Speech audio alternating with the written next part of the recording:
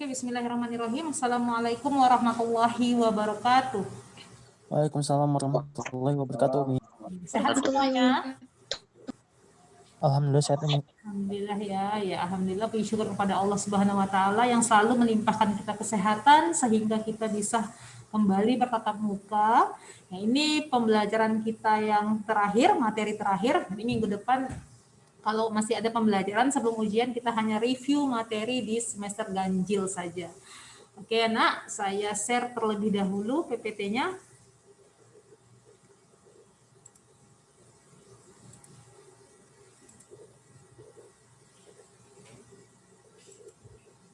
Kelihatan?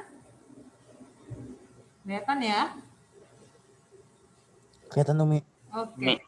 Ya, materi kita yang terakhir di semester ganjil ini adalah berkaitan tentang Badan Pemeriksa Keuangan, yaitu konstitusi negara yang mengatur tentang keuangan, BPK ataupun Badan Pemeriksa Keuangan, dan kekuasaan kehakiman. Ya. Nah, adapun tujuan dari pembelajaran kita pada pagi hari ini, yang pertama yaitu menjelaskan pengelolaan keuangan negara Kesatuan Republik Indonesia. Yang kedua, menyebutkan pasal-pasal yang berkaitan dengan Badan Pemeriksa Keuangan dan kekuasaan kehakiman. Yang selanjutnya adalah memahami penyelenggaraan kekuasaan kehakiman dalam Undang-Undang Dasar Negara Republik Indonesia tahun 1945. Jadi yang berkaitan dengan pengelolaan keuangan nanti kita akan bahas satu persatu. Oke. Jadi ada beberapa pasal-pasal yang terdapat dalam Undang-Undang Dasar kita, Nak, yang berkaitan tentang pemeriksaan keuangan di Republik Indonesia, yaitu adalah Undang-Undang Republik, ya, bisa dibaca, dilihat lagi. Ini saya singkat saja penjelasannya. Undang-Undang Republik Nomor 17 Tahun 2003 tentang Keuangan Negara. Apa yang dimaksud dengan dalam undang-undang ini adalah semua hak dan kewajiban negara yang dapat dinilai dengan uang, itu dia. Di pasal-pasalnya terdapat dalam pasal 23 ayat 1, 2 dan 3, pasal 23A, 23B, 23C dan 23D. Jadi semuanya itu adalah mengatur tentang keuangan negara yang nantinya juga sangat berkaitan dengan materi otonomi daerah yang pernah kita pelajari sebelumnya. Ya. Ini juga, Nak, dari menurut Undang-Undang Republik Indonesia Nomor 15 Tahun 2006, Badan Pemeriksa Keuangan ataupun BPK adalah lembaga negara yang bertugas untuk memeriksa pengelolaan dan tanggung jawab keuangan negara sebagaimana dimaksud dalam Undang-Undang Dasar kita. Ya. Jadi BPK ini sendiri adalah lembaga independen negara, ya, jadi terlepas dari dia tidak termasuk dalam lembaga eksekutif maupun yudikatif dan legislatif, tapi dia adalah lembaga independen negara yang berdiri sendiri dan berdiri pada tahun 1 Januari 1947. Jadi 3 tahun setelah Indonesia merdeka didirikanlah Badan Pemeriksa Keuangan. Kalau dulu namanya bukan BPK tapi BEPK. Jadi BPK, jadi tambahin semua di belakangnya. Sekarang hanya BPK saja. Nah, kalau sekarang diketuai oleh Dr. Agung Lesmana Sempurna. Ya. Jadi dia lembaga independen yang mengatur keuangan negara. Jadi dia mengatur tentang dana alokasi umum, dana alokasi khusus yang diberikan dari alokasi ataupun dananya itu adalah yang bersumber dari APBN, ya, anggaran pendapatan belanja negara, ya, bersumber dari APBN yang diserahkan kepada daerah, ya, dana alokasi umum. Untuk apa? Untuk pemerataan daerah. Jadi hal-hal yang berkaitan tentang belanja daerah, ya, itu ya, ataupun untuk keuangan kepentingan di daerah, pembangunan daerah, maka bersumber dari APBN. Itu tadi, ya, namanya dana alokasi umum dan dana alokasi khusus. Apa bedanya antara dana alokasi umum dan dana alokasi khusus? Ya, bedanya adalah kalau dana alokasi umum dia diberikan dari APBN, bersumber dari APBN dan diberikan oleh kepada seluruh daerah, masing-masing daerah. Dan besaran dananya itu dia biasanya 26% dari APBN. Ataupun disesuaikan dengan apa, Nak? Dengan daerah masing-masing. Nah, kenapa disesuaikan? Iya, melihat karena tidak semua sama luas, dia dilihat dari berdasarkan luas daerah dan banyaknya penduduk di daerah tersebut. Sementara kalau dana alokasi khusus adalah dana yang sama ya, dana yang bersumber dari APBN yang diberikan pemerintah pusat ke daerah, provinsi, kabupaten, kota dengan tujuan apa? Dia diberikan hanya kepada negara-negara khusus. Contoh ibu kota negara seperti itu dia. Ataupun misalnya daerah istimewa Yogyakarta ya, seperti itu ya, daerah istimewa Aceh, Yogyakarta yang digunakan untuk kepentingan alokasi khusus di daerah ya, yang dia diprioritaskan juga untuk kepentingan nasional, seperti itu dia. Bisa dipahami ya? Kita lanjut. Nah, ini masih berkaitan dengan pasal-pasalnya. Nah, yang berikutnya adalah pasal yang tentang mengatur kekuasaan kehakiman ya. Jadi lembaga kekuasaan kehakiman adalah kekuasaan negara yang merdeka untuk menyelenggarakan peradilan guna menegakkan hukum dan keadilan. Ya, jadi berdasarkan Pancasila dan Undang-Undang Dasar 1945. Nah, bisa dilihat pasal-pasalnya, Nak, banyak ya yang mengatur tentang lembaga kekuasaan kehakiman. Nah, kita masuk ke selanjutnya adalah pengelolaan keuangan ya tadi ya. Jadi pengelolaan keuangan itu artinya adalah negara harus sesuai dengan aturan pokok. Jadi semuanya itu, Nak, sudah ada ketetapannya. Sama yang saya katakan tadi bahwasanya besaran untuk dana alokasi umum yang diberikan dari pusat ke daerah masing-masing hanya berkisar tidak lebih dari 26% dari APBN, ya. Jadi dilihat juga untuk kepentingan apa daerahnya, ya, luasnya dan banyaknya penduduknya, ya. Adapun asas-asas dari pengelolaan keuangan negara, yang pertama adalah asas tahunan, asas universitas. Jadi dilihat dari ini, Nak.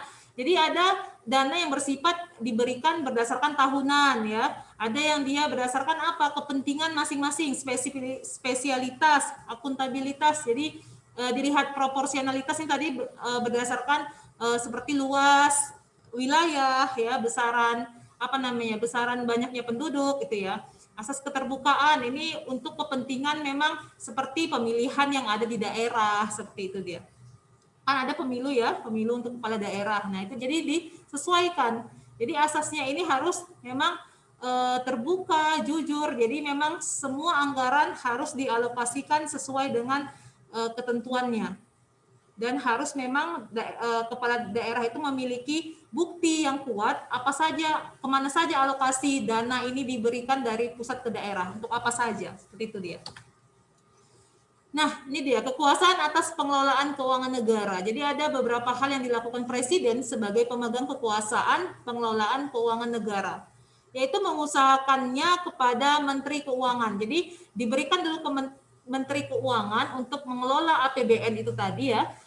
Kemudian dari Menteri Keuangan maka diberikan ke para pimpinan lembaga. Nah, dari pimpinan lembaga tadi maka diberikan juga artinya alokasi itu akan nantinya sampai kepada kepala daerah tertentu ya, bisa gubernur, bupati maupun wali kota.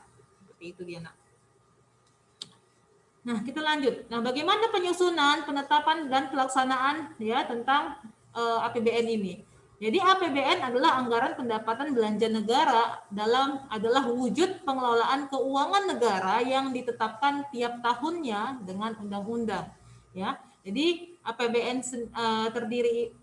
ini sendiri terdiri atas anggaran pendapatan belanja negara ya, Nak ya, dan pembiayaannya adalah APBN ini didapat dari pajak yang berada di daerah dialokasikan ke pusat. Itu dia. Nah, kalau APBD dia adalah anggaran ataupun pajak yang didapat di daerah, retribusi, pajak ataupun misalnya fasilitas-fasilitas di daerah yang menghasilkan kas untuk daerahnya, seperti itu dia. Nah, dalam rangka penyusunan rancangan APBN, Menteri Pimpinan Lembaga selaku pengguna barang menyusun rencana kerja dan anggaran Kementerian Negara.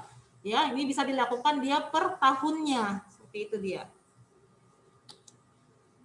Nah, bisa dilihat lagi ya, anggaran pendapatan dan belanja daerah ataupun APBD merupakan wujud pengelolaan keuangan daerah yang ditetapkan setiap tahun dengan peraturan daerah. Jadi dia diberikan tanggung jawab kepada daerah untuk mengelola keuangan yang bersumber dari APBN tadi, diberikan ke daerah ya, setelah ke daerah maka dia disebut dengan APBD. Maka diberilah tanggung jawab kepada kepala daerah yang yang tanggung jawabnya itu berkaitan dengan otonomi daerah ya, sehingga kepala daerah bisa mempergunakan sebaik-baiknya untuk pemerataan pembangunan yang ada di daerahnya masing-masing. Seperti itu tujuannya sebenarnya. Ya.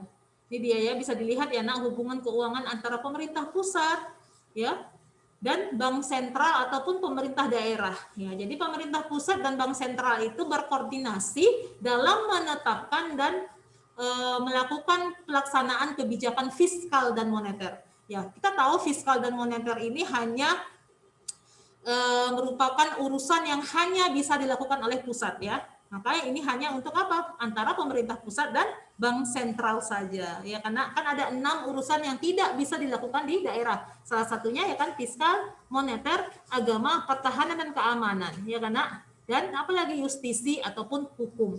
Selebihnya seperti kesehatan, pendidikan itu bisa dilakukan oleh kepala daerah dalam melakukan pengelolaan. Jadi diberikanlah tanggung jawab seutuhnya kepala daerah untuk menjalankan urusan-urusan dari yang 6 tadi.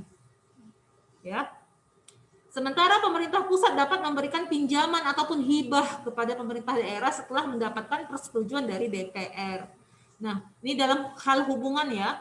Kemudian pemerintah pusat juga dapat memberikan ya pinjaman ataupun pinjaman pemerintah ataupun kepada lembaga asing dengan persetujuan DPR juga. Jadi pemerintah pusat kita juga bisa menggunakan APBN itu ya dalam hal menjalin hubungan kerjasama dengan lembaga asing, dan itu juga harus dalam ataupun dengan persetujuan DPR-nya. Nah, peran Badan Pemeriksa Keuangan menurut undang-undang.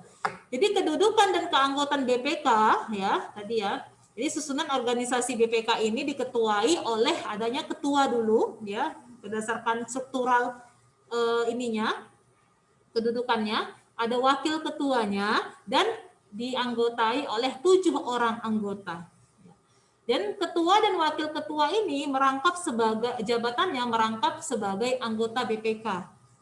Anggota BPK juga memegang jabatan selama 5 tahun dan hanya dapat dipilih kembali sebanyak 1 kali dalam masa jabatannya. Artinya, jadi ketua, wakil, dan 7 orang anggota tadi hanya bisa 1 kali dalam masa jabatannya, karena tidak bisa dipilih dalam kedua kalinya. Beda kalau seperti presiden ya, karena dia bisa 2 periode. Ini hanya sekali saja. 5 tahun berganti lagi dengan orang-orang yang baru. Ya. Nah, tugas dan wewenangnya apa? Jadi BPK itu mempunyai tugas pokok memeriksa pengelolaan dan tanggung jawab keuangan negara. Selanjutnya memeriksa ya, mencakup pemeriksaan keuangan ya yang dia bertujuan untuk menentukan objek pemeriksaan, meminta keterangan dan dokumen yang wajib diberikan oleh setiap orang. Jadi seperti pemerintah daerah tadi, ada harus bukti-bukti yang akurat yang bisa diberikan oleh pemerintah daerah, kemana alokasi yang diberikan ke daerahnya, apa saja. Karena kan dana dari APBN itu sudah resmi ya, setiap tahunnya memang dianggarkan untuk daerah dari 26%. Jadi, tapi daerah harus punya bukti yang kuat kemana saja pengelolaan uang itu sudah disalurkan. Seperti itu dia. Selanjutnya dilakukan pemeriksaan di tempat penyimpanan uang dan barang milik negara. Kemudian menetapkan jenis dokumen mengenai pengelolaan dan tanggung jawab keuangan negara. Sampai sini bisa dipahami ya, Nak? Kita lanjut. Ya, ini yang terakhir, penyelenggaraan kekuasaan kehakiman dalam Undang-Undang Dasar. Nah, jadi kenapa BPK dikaitkan dengan lembaga kekuasaan kehakiman? Iya, karena Badan Pemeriksa Keuangan ini adalah lembaga independen, artinya dia tidak bersinggungan dengan lembaga manapun. Tetapi sangat sangat riskan terhadap resiko korupsi, ya, karena berkaitan dengan keuangan. Makanya perlunya ada lembaga khusus, yaitu lembaga kekuasaan kehakiman yang dia bisa memeriksa kemana saja alokasi keuangan negara yang disalurkan, itu dia. Apakah benar memang disalurkan ke daerah, berapa persen, itu dia. Itu dilakukan oleh lembaga kekuasaan kehakiman selaku lembaga juga yang sebenarnya adalah controlling dari semua lembaga-lembaga yang ada di negara kita. Jadi asas penyelenggaraan kekuasaan kehakiman ini, prinsip utamanya yang dipegang adalah peradilan, ya, dilakukan demi keadilan berdasarkan ketuhanan yang Maha Esa. Nah, kita kan tahu lembaga peradilan ada di Indonesia ini ada 4 ya, karena lembaga peradilan umum, agama, ya kan, lembaga peradilan militer, tata usaha negara. Jadi memang kekuasaan kehakiman ditugaskan untuk memeriksa setiap orang, ya, tanpa terkecuali, dan setiap lembaga sebagai apa? Controlling untuk agar suatu sistem di pemerintahan Republik Indonesia ini bisa berjalan dengan baik, ya. Nah, pelaku kekuasaan kehakiman dilakukan oleh sebuah Mahkamah Agung, Badan Peradilan, dan Mahkamah Konstitusi. Hakim dan hakim konstitusi ini menjabat negara yang melakukan kekuasaan kehakiman. Jadi ditugaskanlah Mahkamah Agung, ya, dan Mahkamah Konstitusi sebagai lembaga peradilan untuk memeriksa setiap setiap orang yang berada dalam lembaga-lembaga masing-masing. Ya. Ini ya bisa dilihat dari ada putusan pengadilan, ada pelaksanaan putusan pengadilan. Ini sebenarnya sudah kita bahas ya, Nak, ya, tentang lembaga. Ini ada bantuan hukumnya seperti apa, serta penyelesaian sengketa di luar pengadilan itu seperti apa juga. Oke. Selesai materinya. Ada yang mau ditanyakan, Nak?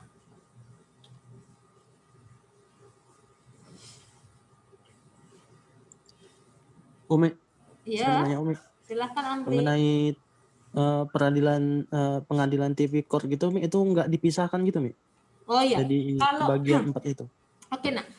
Kalau pengadilan tipikor itu adalah pengadilan khusus untuk apa?